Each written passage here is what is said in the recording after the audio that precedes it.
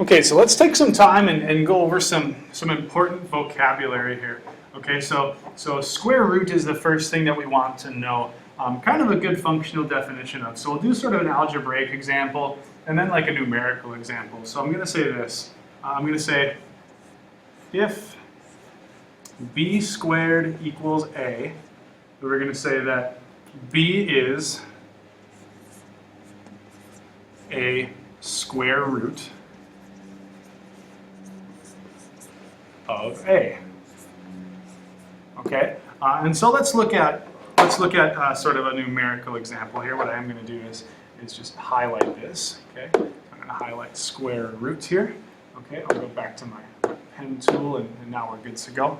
Okay, and so again, a numerical example of this might be this. Okay, if 3 squared equals 9, okay, we would say 3 is a square root of 9.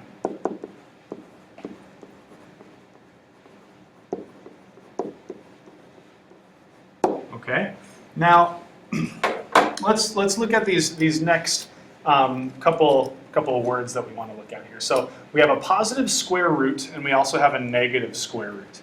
Okay, let's write down first that a positive square root, another name for this is the principal square root.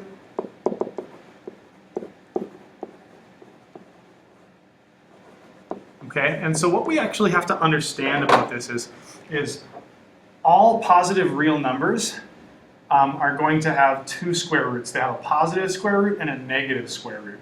Okay, let me look as an example here. Okay, to get the number 4, okay, I can get this number in 2 ways. Okay, I can get this from 2 times 2. Okay, or I can get 4 from negative 2 times negative 2. Okay, so by our definition for square root, we could actually say that negative 2 is a square root of 4 and positive 2 is a square root of 4.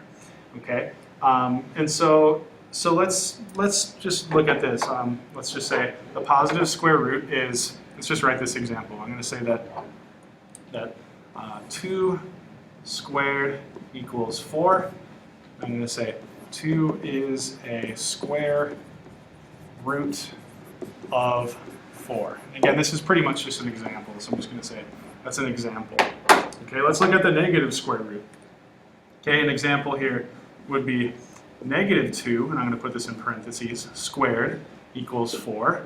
So I'm going to say negative 2 is a square root of 4. Okay, and so again, we have to know, again, there's going to be a positive square root and a negative square root for all positive real numbers. Okay, now we have to also be comfortable with this square root sign. Okay, so the symbol for a positive square root is just going to be right here. Okay, this is the symbol that we use. Okay, the symbol for a negative square root is just a negative on the outside of this radical. Okay, we call this little doohickey here, this is a radical. Okay, and so that's the positive square root and the negative square root. Okay, now there's also a sign that we can use, plus or minus square root. Okay, so that's a positive and a negative square root. Okay, so we have to kind of keep those signs straight. Okay, and the very last thing that we want to talk about here is the radicand. Okay, so the radicand is just going to be the number underneath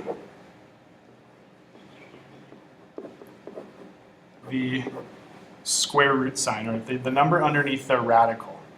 Okay, so basically I'll do a quick example here, and we'll say that example would be radical 3. Okay, we'd say 3 is the radicand. Okay, so again, this is just some functional vocabulary that we can use here to make sure that we are nice and successful with our lesson here today. Okay, so again, we need to know there's a positive square root, a negative square root. We need to know what a radicand is. Okay, again, pretty simple. Hopefully it's review for most of us, but I definitely want to touch on it before we move forward.